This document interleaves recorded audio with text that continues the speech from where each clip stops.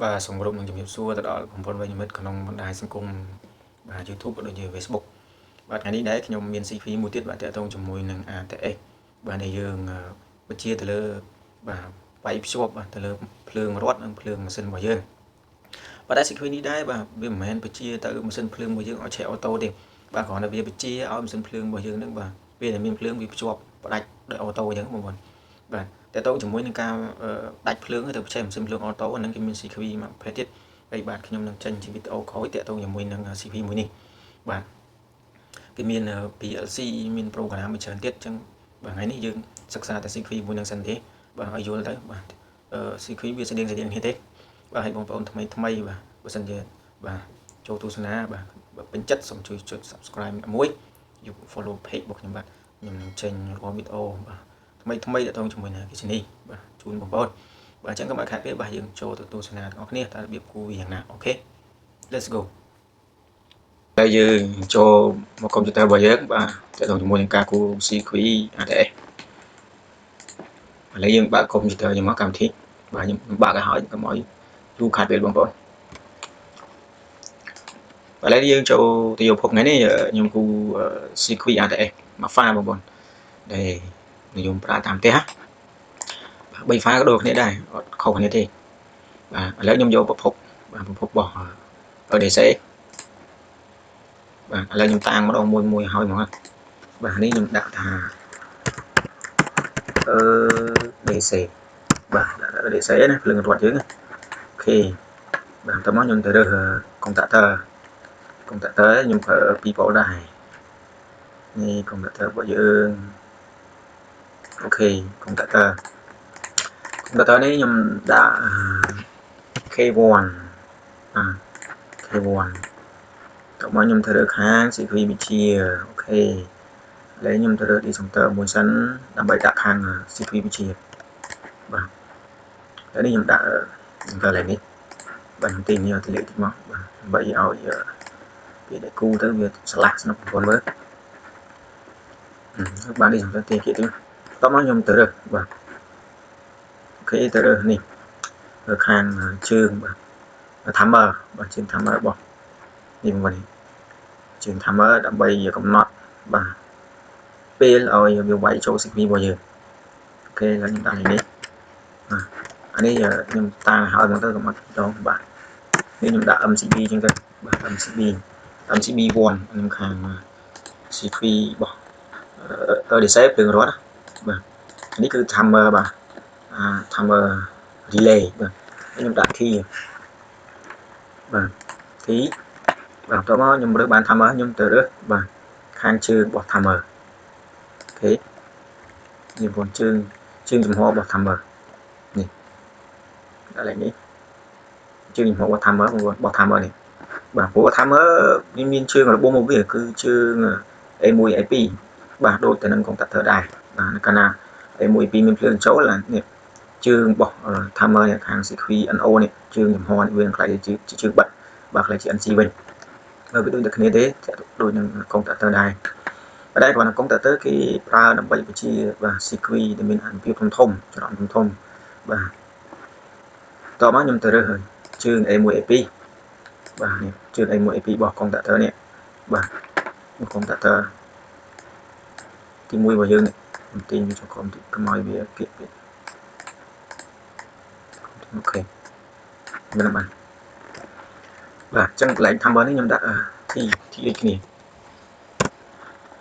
ព្រោះវាជាជើងចំហ NO របស់ timer នេះបាទការនេះខ្ញុំដាក់ការ1នេះជា contactor ទី1ជើងបាទជើង A1 របស់ contactor ទី1បាទតោះមកខ្ញុំទៅយកជើងនេះទៀតខ្ញុំទៅយកជើងបាទ NO ជើង NO របស់ contactor ទី1នេះគ្នាអូខេនេះកន្លែងនេះខ្ញុំដាក់ការ1នេះគ្នានេះខ្ញុំទៅយកអំពូលសញ្ញា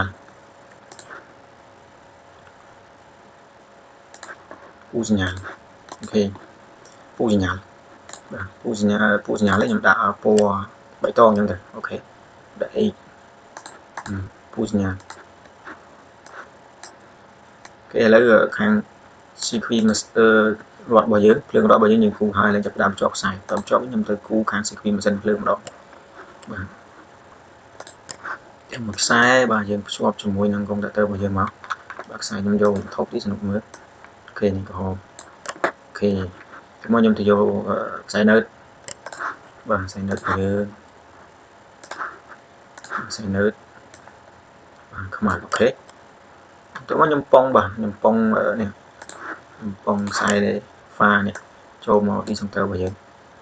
បាទឌីសង់ទ័រនេះគឺឌីសង់ទ័រស៊ីគ្វីបជាហើយក៏មកខ្ញុំប៉ុងចុះបាទមកជើង timer បាទតោះមកខ្ញុំយកភ្លើងចូលបាទចេញបាទចូលអាជើងចំហរបស់ timer នេះអូខេមកចេញមក A1 A2 របស់កុំព្យូទ័រទី1បាទទៅមកប៉ុងតគ្នាបងប្អូនបាទចេញមកចូលពូបាទតែមកខ្ញុំទៅយកខ្សែណឺតបាទខ្សែណឺតនេះខ្សែណឺតរបស់យើង3 pha គឺយើងគូដូចតែគ្នាទាំងបងជាប់មួយពូសញ្ញាជាប់មួយជើង A2 របប A2 របស់កុំព្យូទ័រទី1ជាប់ជាមួយនឹងជើង timer បាទអូខេឥឡូវនេះយើងបាននឹងនៅខាង CQ បញ្ជារបស់ខាងភ្លើងរត់ឥឡូវខ្ញុំដាក់5 second បាទ5 second កាលណាវាបាទភ្លើងចូលមកវារាប់តាម5 second 5 4 3 2 1 0បាទខាងភ្លើងនេះវានឹងបញ្ជូនបាទទៅខាងជើង timer CQ ចំហនេះ NO របស់ជើង timer នេះបាទកាលណាវាភ្ជាប់ភ្លើងរត់មក A1 បាទ A1 A2 នេះវាមាននៅចាំនឹងស្រាប់ប្រចាំតែ A1 ធ្វើការមកបាទគឺកុំព្យូទ័រធ្វើការភ្លើងចូល A1 A2 មកបាទកុំព្យូទ័រនៃជើង NO កុំព្យូទ័រទី1វាវាយកាលណាវាយកុំព្យូទ័រនេះដែរបាទឥឡូវយើងធ្វើ simulation បាទឥឡូវនេះខ្ញុំបើកទីសង់ទ័រនេះអូខេនេះវារាប់បងនេះវារាប់5 second បាទអូខេនេះឃើញវាដើរបាទកុំព្យូទ័រយើងវាវាយឥឡូវយើងបាន circuit បាទខាងភ្លើងរត់ខ្ញុំទៅគូខាង circuit ម៉ាស៊ីនភ្លើងដល់បាទខ្ញុំទៅយកប្រភព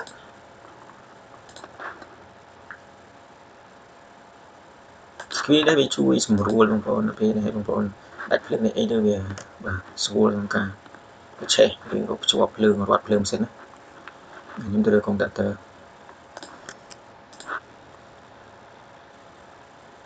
នេះកុំព្យូទ័រអូខេទៅលើកុំព្យូទ័រហើយខ្ញុំបាទទៅលើឌីសង់ទ័រអូខេឌីសង់ទ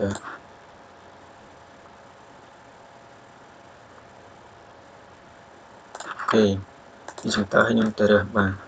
ទៅលើ timer អូខេ timer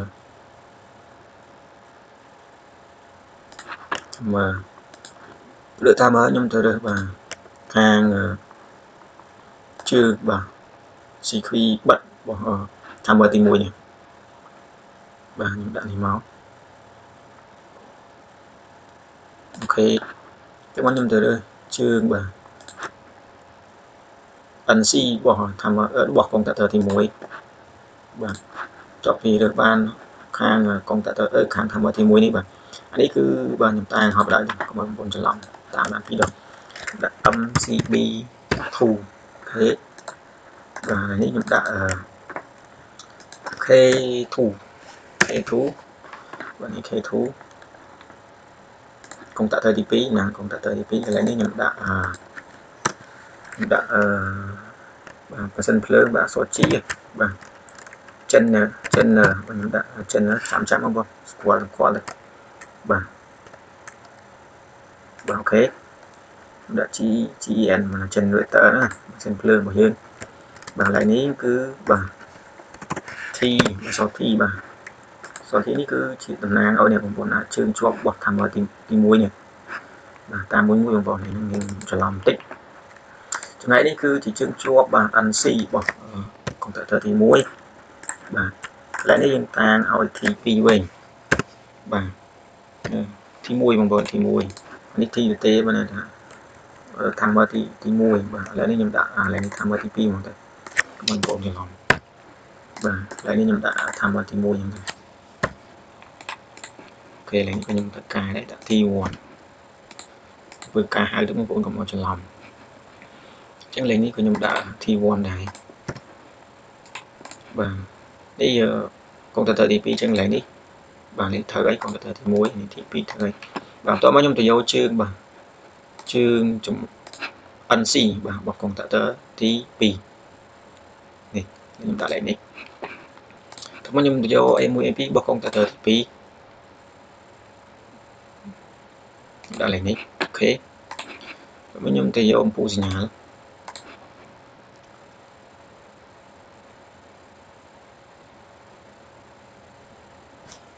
លេខនេះខ្ញុំដាក់អូខេអំពូលសញ្ញាបាទតោះមកខ្ញុំចាប់ដើមភ្ជាប់ខ្សែឥឡូវយើងមើលបរិខារបស់យើងរើសគប់សពហើយបាទfilter contactor ជើង timer ជើងជាប់ជើងបិទជើងចំហហ្នឹងបាទមួយពីរមានអត់អូខេបាទឥឡូវខ្ញុំភ្ជាប់ខ្សែយកតែម្ដងបាទឥឡូវយើងភ្ជាប់ខាង pha បាទមក contactor របស់យើងភ្ជាប់ខាងលើបាទមក contactor របស់យើងបាទ contactor នេះយើងប្រើមួយ pha បាទមាន3 pha contactor ខ្លះអត់ប្រើខាង N ទេបងប្អូនគឺប្រើ pha ទាំងអស់ហ្មង A1 A2 ហ្នឹងអានឹងអាស្រ័យទៅលើបងប្អូនអ្នករើសឯង3 pha ខ្លះរបស់ contactor ហ្នឹងគឺអត់ប្រើនៅទេគឺប្រើ pha ហ្មង A1 A2 បាទឥឡូវយើងភ្ជាប់មក disjunction របស់យើងបាទបន្ទាប់ភ្ជាប់មកហើយ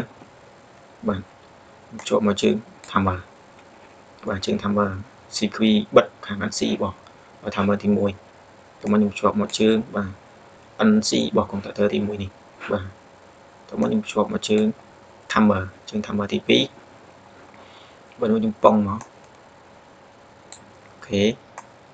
បាទខ្ញុំប៉ុងចូលជើងអូមួយទៀតបងប្អូនសុំទោសមួយទៀតគឺខ្ញុំភ្លេចបងប្អូនគឺជើងបាទ timer sequence ចំហបងប្អូន sequence ចំហ NO បាទរបស់ timer ទី2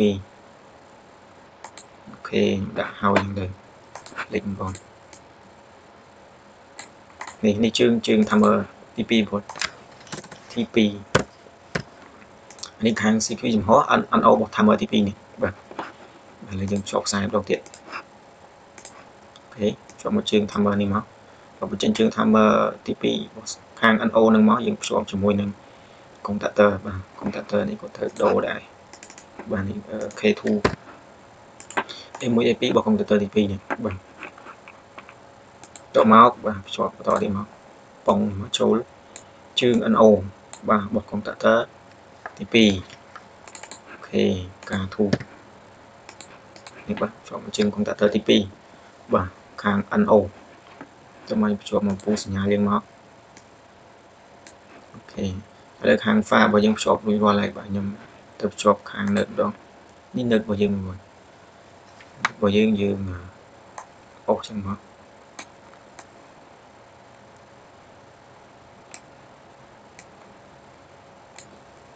អូខេនេះភ្ជាប់ខាង node បាទខាង A2 របស់ contactor ទី2ខាង A2 របស់ជើង timer ទី2បាទរួចរាល់ហើយបងប្អូនតែតើជាមួយ disjunction នេះខ្ញុំប្រើពីប៉ូលមកដែរយើងចង់ដាក់ node ខាងនេះបាទខ្ញុំលើខ្ញុំភ្ជាប់អស់ទៅមកសំខាន់ឲ្យតែមានភ្លើងចូលបងប្អូនភ្លើងចូលទៅខាងបាទ timer node បងប្អូនភ្លើងខាង node ឲ្យតែមានយើងចង់យក node ពីខាងណាក៏បានឲ្យតែមាន node ចូលខាង timer ចូលខាង contactor និងពូសញ្ញារបស់យើងអញ្ចឹងទៅនេះគ្រាន់តែដាក់ចោលទេបងប្អូនដើម្បីពេលយើងចង់ប្រើបាទពីនេះយើងមានបងប្អូនបាទនឹងវាប៉ុណ្្នឹងទេតែបើតាមស្តង់ដារម្ដងយើងអាចបាទយកខ្សែខាងលើនេះប៉ុងជាមួយខាងនេះក៏បានដែរបាទប៉ុន្តែខ្ញុំប៉ុងចេញពីខាងនេះដើម្បីឲ្យទុកចន្លោះនេះស្រឡះបាទគឺយើងត្រូវភ្ជាប់ខ្សែតទៀតហើយនេះខាង sequence ម៉ាស៊ីននេះយើងបានភ្ជាប់រួចរាល់ហើយនឹងកំណត់ពេលខ្ញុំដាក់5 second ដូចគ្នាអូខេ5 second ណាបាទនេះមុន5 second បាទនេះខ្ញុំដាក់H1 និងពូទី2បាទគឺបង្ហាញពណ៌ blue បាទកាលណាចេញអំពូលពណ៌ blue នេះបានន័យថាម៉ាស៊ីនភ្លើងមានដំណើរការបាទកាលណាចេញពណ៌បៃតងនេះបានន័យថាខាងរត់ដំណើរការចឹងគួរហើយបាទយើងទៅធ្វើ simulation ទាំងអស់គ្នាដែលខ្ញុំបើក simulation មកទុកមកខ្ញុំបើកខាងភ្លើងរត់បាទ15 second វានឹងវាយភ្ជាប់បាទ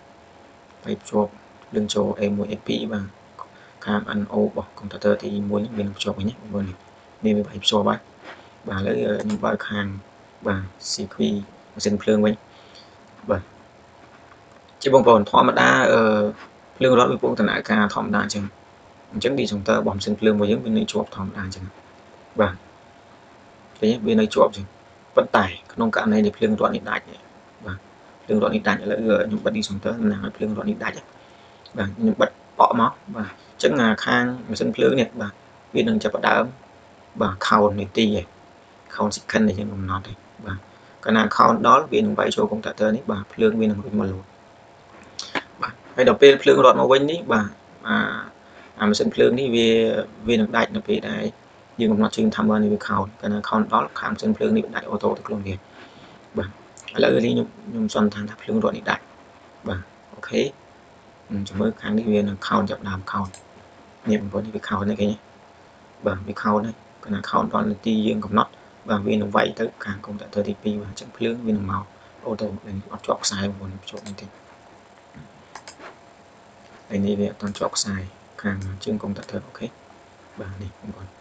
បាទមិនសានទៀតភ្លើងរត់មិនយកយើងភ្លើងរត់យើងដាច់អូខេនេះភ្លើងរត់ដាច់ដល់ចឹងអូខេនេះបាទនេះភ្លើងរត់មកវិញអញ្ចឹងភ្លើងរត់ដាច់អូខេនេះភ្លើងរត់ដាច់បាទ timer នេះចាប់ផ្ដើម count ដល់នាទីយើងកំណត់បាទវានឹងវាយបាទឃើញបងប្អូនវានឹងវាយភ្ជាប់បាទខាងកុំព្យូទ័រទី2ភ្លើងវានឹងមកខាងលោតវិញអូខេ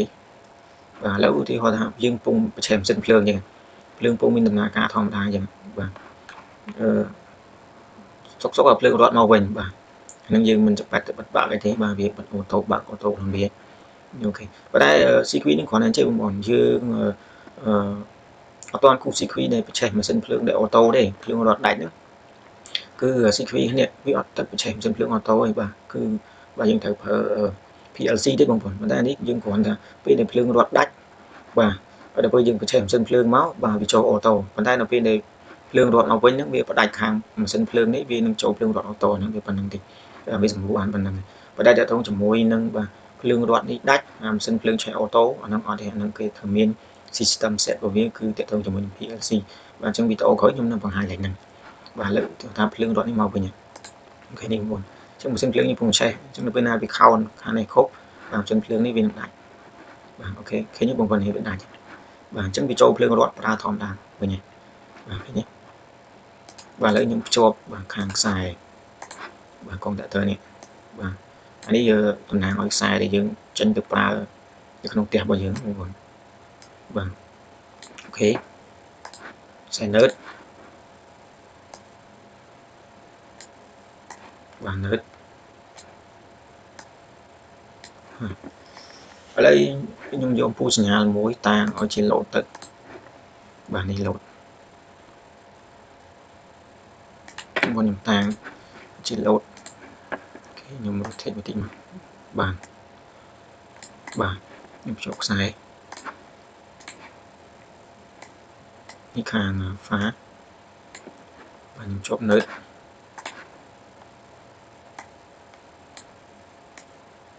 អូខេចឹងនេះខ្ញុំដាក់ពូពណ៌ក្រហម x3 តែគាត់ឲ្យខ្ញុំតំណាងឲ្យ load របស់យើងប្រើប្រាស់ក្នុងផ្ទះគាត់បាទឥឡូវយើងចាប់ដើមធ្វើ simulation បាទឥឡូវខ្ញុំបើក